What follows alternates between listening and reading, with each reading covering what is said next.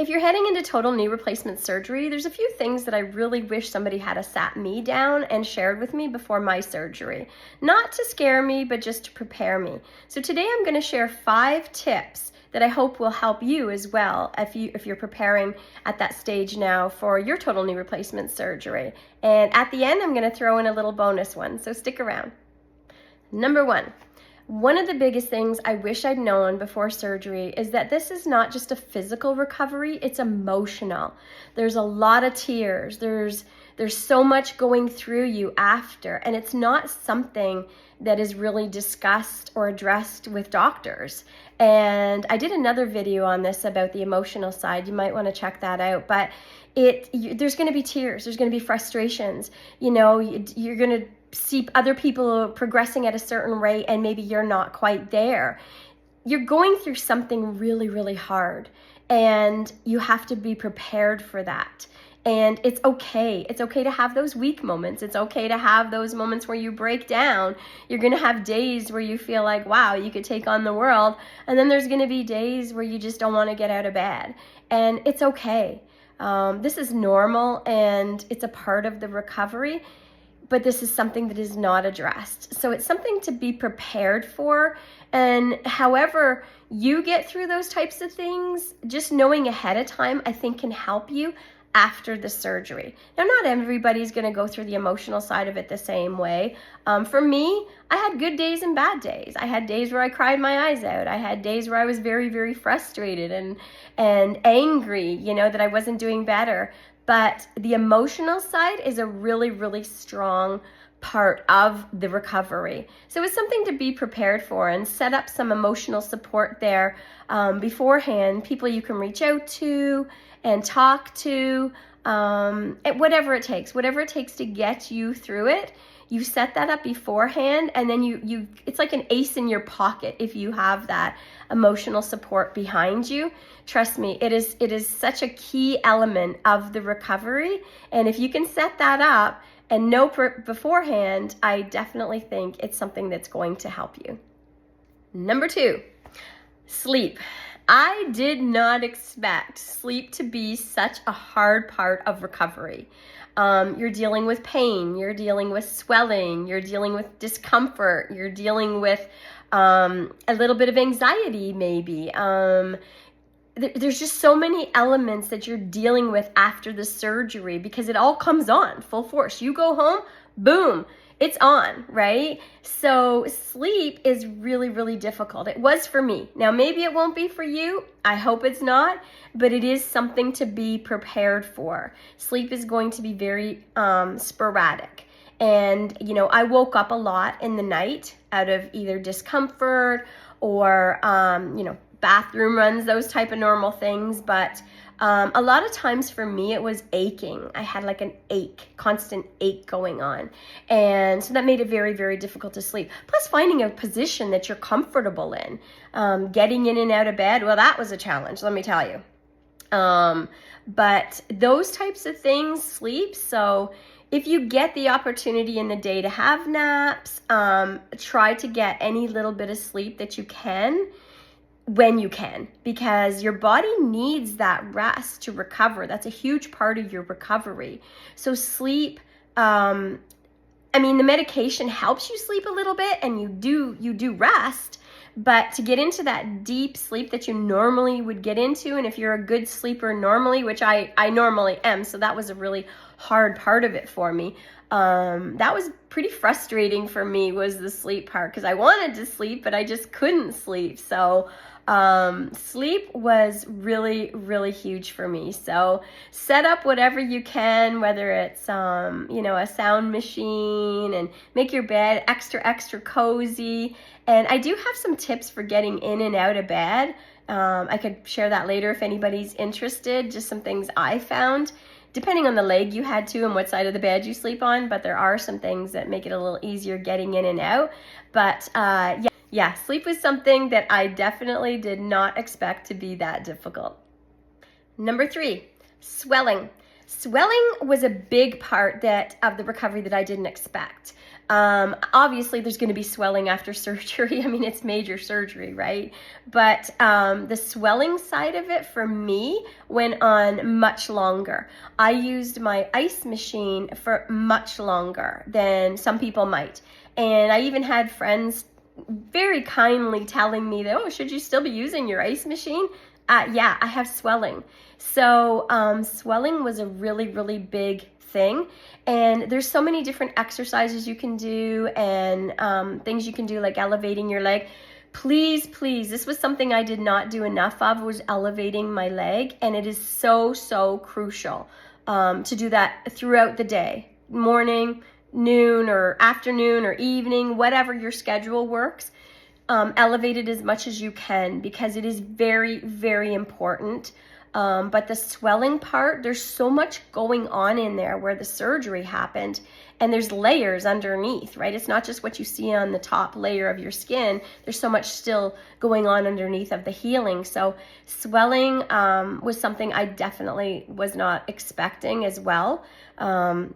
And the medications, I did have a medication to help with that, to take down some of the inflammation and stuff, but it's just something that takes time. It's a part of the healing process, and some people, their swelling is going to come down faster, and other people, it's going to take a little longer. Mine took a little longer, and I definitely blame myself for part of that, because I wasn't elevating as much as I should have from the beginning. But swelling for sure is something, you're dealing with the discomfort of that and the ache of that. And because I had so much swelling, I found that from my knee up into my thigh, I got a lot of aching kind of thing. And that definitely was from the swelling as well, and the healing part of it. But swelling, be prepared for the swelling. Number 4, prepping your home before surgery. This was something I completely underestimated. I thought I was prepared, but there were so many other things that I could have done. So simple things like having a good chair set up that you can sit in. I was sitting in one of our recliner chairs for a while, and I ended up having sciatic issues because of it, because it was just not a good support chair for me. So I had to go to something else.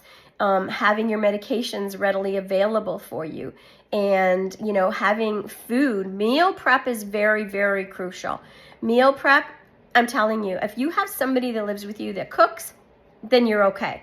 But if you live by yourself, or if you have a spouse that doesn't cook very much, that was my husband, he doesn't cook really, meal prep is so important, and I totally underestimated that part of it.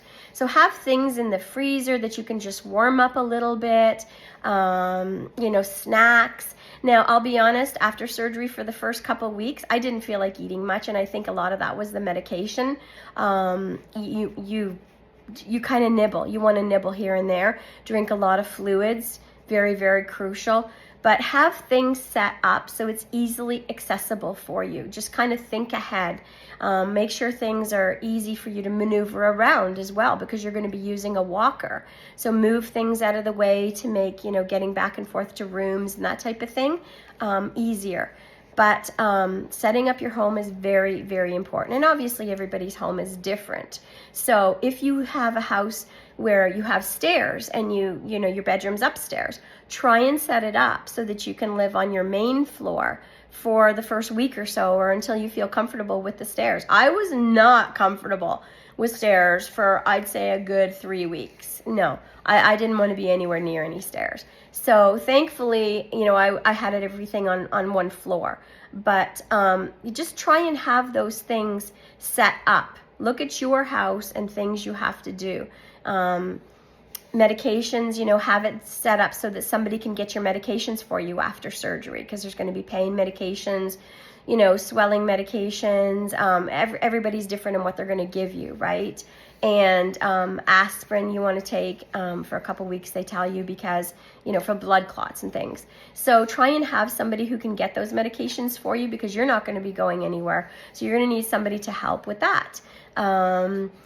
Cleaning, have your house totally clean before your surgery, so you don't have to worry about it for a few weeks until you're feeling a little better to push around a broom or something. But you can't do any heavy lifting or anything like that. So prepping your home, very, very crucial before. Again, something I kind of underestimated I mean, I got through it. It was no problem, but you know, make it however comfortable you can make it for when you come home, everything is ready and in its place. And number 5, progress is not linear, meaning you can have a good day and you're thinking, woo, I'm doing fantastic. And then the next day, you're having a really hard day, a really, really hard day. And you're thinking, wow, you know, there were many, many days that I was, you know, had a couple good days, and then I felt like I took 5 steps backwards. And this is a normal part of your recovery and your progress. Everybody's going to be different, but it is such a normal part of it. And this is something that I really wish I'd known beforehand, because I worried so much about things. Because when you start seeing those good things happening and then suddenly, you know, you're kind of taking a few steps backwards, you start to worry. You start to go into a little bit of panic mode, like, oh, something might be wrong, something's going on, something's not right with my knee, you know, kind of thing. And that's not true. And it's just a part of the recovery, is that progress is not linear. Everybody's different. Every day is going to be different. Be prepared for that. Really, really be prepared for that. Hopefully you have more good days than bad days, but it is a normal part of the recovery. So that is something that I think is really, really big to know. And here's my bonus tip, maybe the most important one of them all, and that is don't compare your recovery to anybody else's. Not your friends, not your neighbors, not your sister's brother's friend, not somebody on Facebook group that you belong to, not somebody on YouTube that you see. Everybody's recovery is different, and it's okay. We all heal differently. We all progress differently. We all have different health conditions, you know. Maybe you have something that I don't have, or maybe I have something you don't have. So my recovery is going to be a little bit different, and it's going to look a bit different. But everybody's recovery is going to be different. So don't compare yourself. There's going to be lots of people that are going to offer you, you know, good intent advice. And, well, shouldn't you be here? Shouldn't you be doing that? Or shouldn't you be doing this? You know what? You talk to your doctor. You do what's comfortable for you, okay? You have to feel safe. You have to feel comfortable. And you can't push yourself to the point that you're just going to be taking further step back in your recovery, because that's not you and that's not where you're at. So listen to your body. Listen to yourself. If your recovery takes a little bit longer than Mary's down the street, that's okay. Nothing against any Mary, I'm just picking a name, but that's okay. My recovery probably took a little longer than some people's normally would. And, you know, I'm 7 months out, and I see the light at the proverbial end of the tunnel, and it's good. It's really good. But so much during my recovery, I did look at things like that. Well, look at this person. Look at they're doing this, and they're doing that at 5 weeks and 3 months, you know, kind of thing. Everybody progresses differently. So do not compare yourself to anybody else. Do not. You are unique. I am unique. So your recovery is your recovery, and that's okay. It's all good, because you're going to get there. You are totally going to get there. As long as you keep doing your exercises, as long as you keep doing the things that you're supposed to be doing to make progress, you are going to get there. So do not compare yourself to anybody else. If you're preparing for total knee replacement surgery, I really hope this video helped you feel a little more prepared and informed and a little less alone. And if you've already had total knee replacement surgery, I'd love to hear in the comments some things that maybe you wish you had known before your surgery that would have helped. I'm sure other people would love to hear it as well. And I hope you enjoyed my video and found this honest, you know, content refreshing a little bit, because sometimes I find when you're trying to find things on total knee replacement, there's lots of medical things, but there's not a lot that relate to these kind of topics. And if you enjoyed this, I really hope you follow along and subscribe.